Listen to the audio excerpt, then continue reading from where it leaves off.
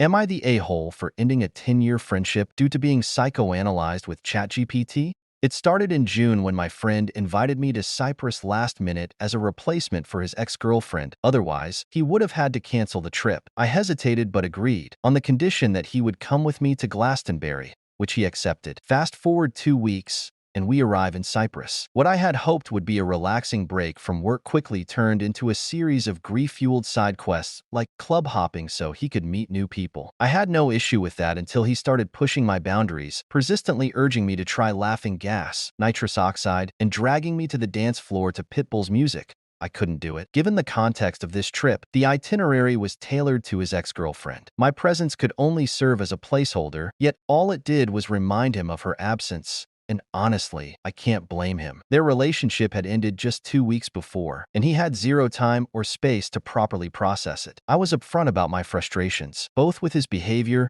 and with being pressured into half-board food options that weren't halal. But instead of acknowledging any of it, he brushed it off as me sulking and being ungrateful. On the topic of dietary restrictions, I had informed the hotel receptionist, who actually agreed to issue a partial refund for the half-board. However, when the travel agency reviewed our dispute, they refused to process it. Since my friend had witnessed the receptionist agreeing to the refund, I asked him to file a chargeback. He claimed he couldn't because his virtual debit card had expired, and this really made me mad. A week later, the Cyprus trip came to an end, and we returned to our regular lives. Now, this is where I would say the decline of our friendship happens. In late October, when I mentioned that Glastonbury tickets were going on sale, he said it wasn't for him, and after that, I decided to go AWOL. My lack of response was followed by 2 weeks of texts, missed call notifications, and voicemails, along with attempts to reach out to other friends to check in on me. He did this because of my history with depression, but his intentions weren't genuine. Even after receiving confirmation from my friends that I was okay, he threatened to involve my workplace to initiate a wellness check. I was given no choice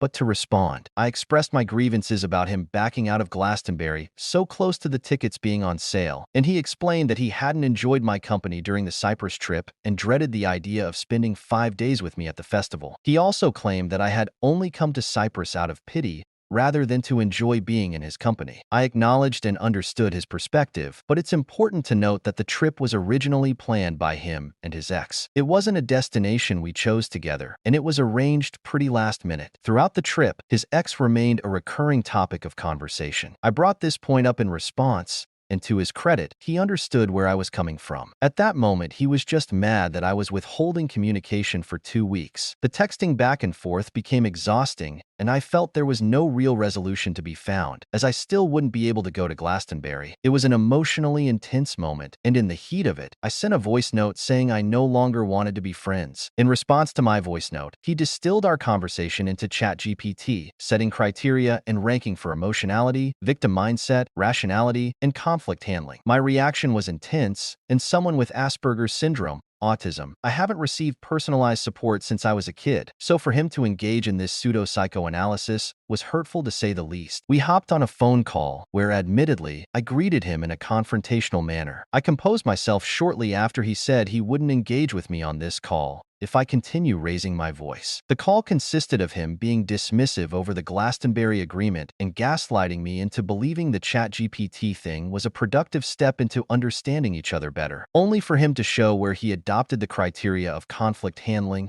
emotionality, rationality, and victim mindset stemmed from a Twitter post of someone using that exact same framework on a girl. Nearing the end of our call, he suggested I reconsider my decision to end the friendship. It took a day for me to respond, and by then, I didn't have the emotional capacity to ask him to take accountability as this discourse dragged on for a week. Honestly, I offered him forgiveness as I wasn't in a place to withstand losing someone I once considered close. We're reaching the point in this thread where I take back my forgiveness and end the friendship. While hospitalized for breathing difficulties, and when I was on heavy medication, I experienced a breakthrough. I came to the realization that I struggled with how I perceived myself. His ChatGPT tactic, along with his half-apology, only further invalidated my feelings. It was a difficult compromise to make. After I got out of hospital, I sent an emotionally charged voice note rescinding my forgiveness and stating I initially forgave him on the mercy of us being friends for 10 years. He opened the voice note, and to some degree acknowledged that his actions were hurtful and requested we schedule a call once we've processed everything. It took him 2 weeks to follow up on the call he proposed, only to say he wasn't interested in talking on the phone and that he needed space. Part of me feels I should have communicated back in October about needing space, but honestly, I lost all my patience and ended up telling him to F off.